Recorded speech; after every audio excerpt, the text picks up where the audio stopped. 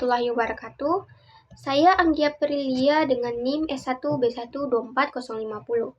Di sini saya akan mempresentasikan hasil analisis studi kasus UMKM yang bernama Rasa Nusantara. UMKM Rasa Nusantara ini berjalan di bidang usaha keripik pisang. Di dalam UMKM ini terdapat banyak masalah, di mana mulai dari produksi yang kurang, komplain pelanggan yang tidak berhenti, sampai gudang yang juga berantakan.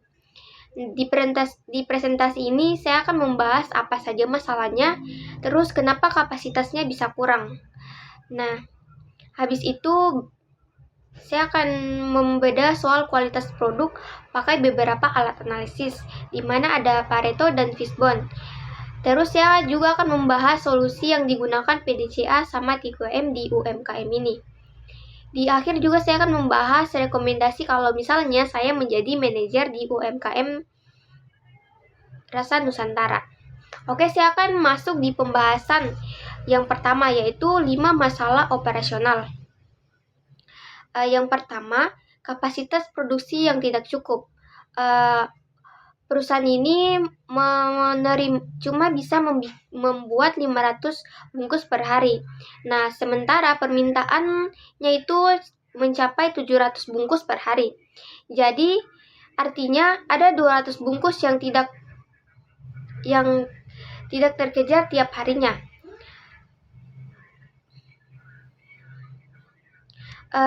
Kalau dihitung,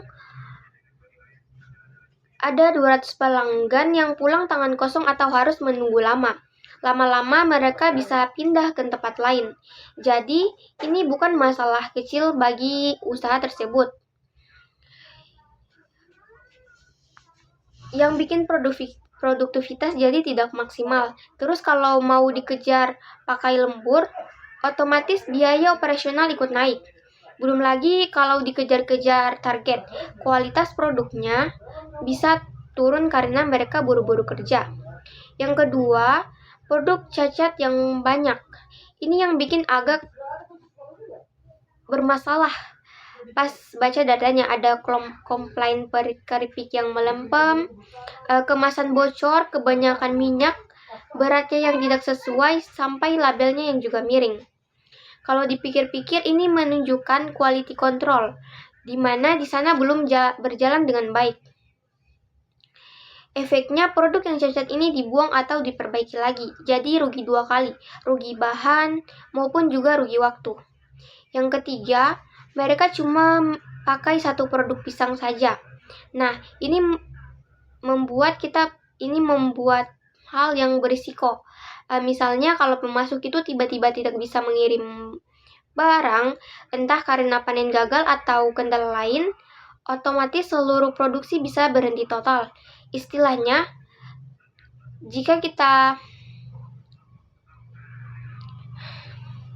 yang keempat, tata letak gudang yang tidak rapi. Bahan baku sama produk jadi malah tercampur-campur karena tempatnya sempit. Jadi, kalau pekerja mau mengambil barang, harus cari dulu. Buang-buang waktu, belum lagi risiko yang barangnya jadi rusak karena saling bertumpukan. Yang kelima, alur kerja produksi tidak efisien. Pekerja harus bolak-balik angkut bahan dari gudang ke area produksi. Ini akan sama saja membuang waktu dan tenaga. Padahal kalau letaknya diatur ulang, bisa jauh lebih cepat dan lebih hemat tenaga kerja. Jadi, kalau disimpulkan, kelima masalah ini semuanya sama. Produktivitas turun, biaya naik, kualitas jadi tidak konsisten, dan yang paling penting kepuasan pelanggan ikut turun. Jadi, masalah-masalah ini tidak berdiri sendiri, tapi saling berkaitan satu sama lain. Lalu, saya akan masuk di analisis kapasitas produksi, di mana saya akan masuk di angka-angka yang lebih jelas. Kapasitas produksinya mereka itu 500 bungkus per hari, sedangkan permintaan pasarnya 700 bungkus per hari. Kalau dihitung ada kekurangan 200 bungkus setiap hari. Dalam ilmu manajemen operasi, ini yang disebut capacity shortage.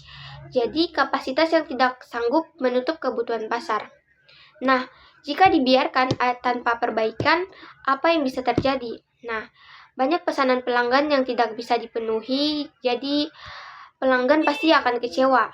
Lalu, banyaknya pesanan pelanggan yang tidak bisa dipenuhi, jadi mereka kecewa. Nah, pelanggan bisa pindah ke produk lain yang lebih siap sedia. Perusahaan kehilangan kesempatan dapat untung lebih banyak.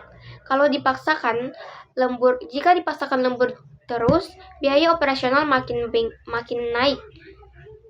Dan yang paling bahaya, nama baik dan kepercayaan pelanggan ke usaha ini bisa turun pelan-pelan. Jadi menurut saya, solusi yang paling masuk akal itu hanya menambah kapasitas produksi. Bisa dengan cara investasi mesin baru, biar produksinya bisa naik dan bisa tutup 200 bungkus tadi. Ini penting sekali kalau kapasitasnya tidak ditambah. Masalah-masalah lain juga susah diperbaiki karena semua orang sibuk mengejar target terus-menerus. Untuk masalah yang ketiga, manajemen kualitas menggunakan Pareto dan Fishbone. Nah, bagian ini akan membahas dua alat analisis sekaligus. Kalau dilihat ada komplain selama 3 bulan terakhir, yang paling sering muncul itu keripik melempem. Ada 45 kasus. Ini jauh lebih banyak dibanding jenis komplain yang kayak kemasan bocor atau berat nggak sesuai. Di sini saya akan memakai yang namanya prinsip Pareto. Intinya, prinsip ini daripada kita coba benahi semua masalah sekaligus, nanti masalahnya tidak akan fokus. Hasilnya juga tidak akan maksimal. Mending fokus dulu ke masalah yang paling besar dampaknya. Karena keripik melempem ini paling banyak dikomplain. Jadi, kalau kita selesaikan duluan, dampaknya kepuasan pelanggan juga bakal paling terasa. Habis itu, kita mencari tahu kenapa keripiknya melempem. Buat cari akar masalahnya, kita pakai fishbone diagram atau diagram tulang ikan. Ini dibagi jadi 4 kategori. Dan yang paling bahaya, nama baik kepercayaan pelanggan.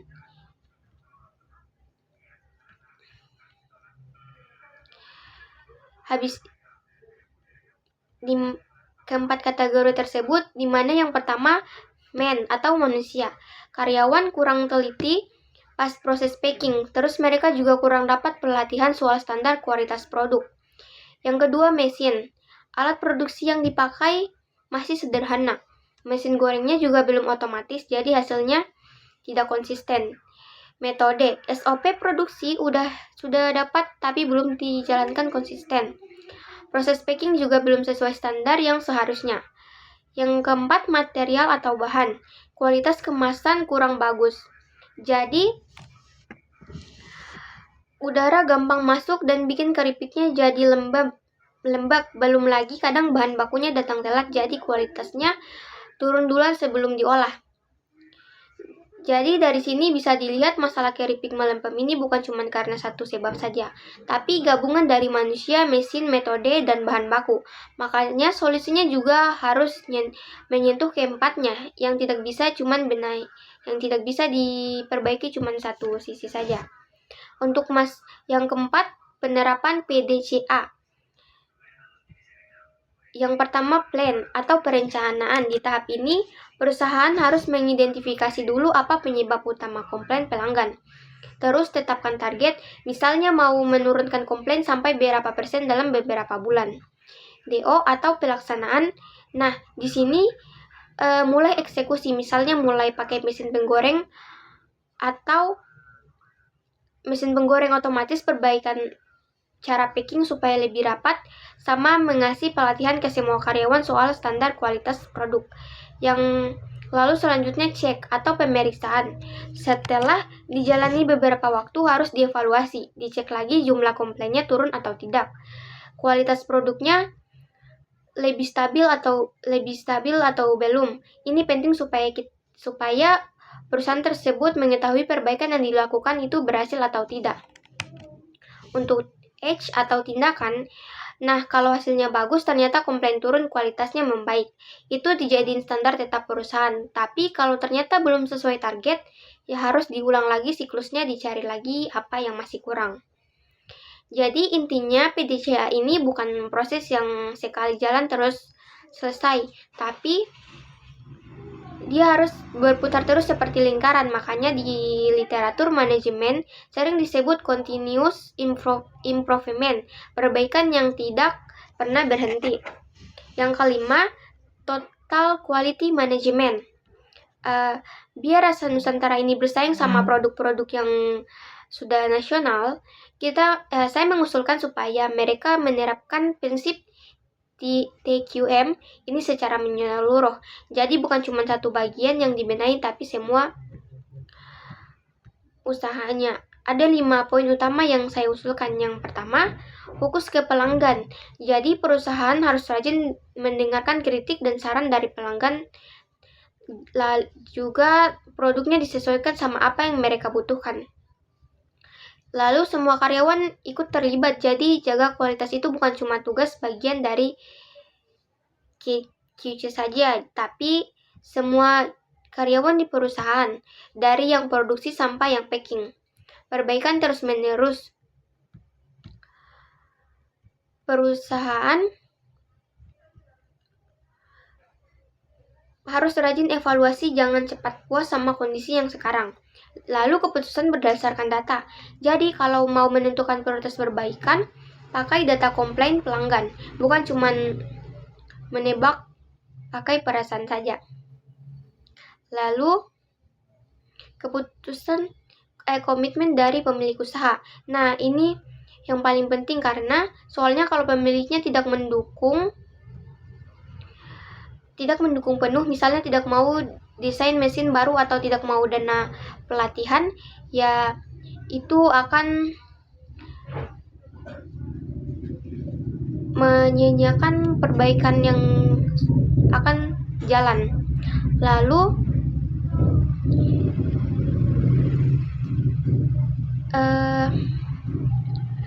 jadi kalau kelima prinsip ini dijalankan dengan konsisten, harapannya kualitas produk makin membaik dan proses produksinya juga makin efisien.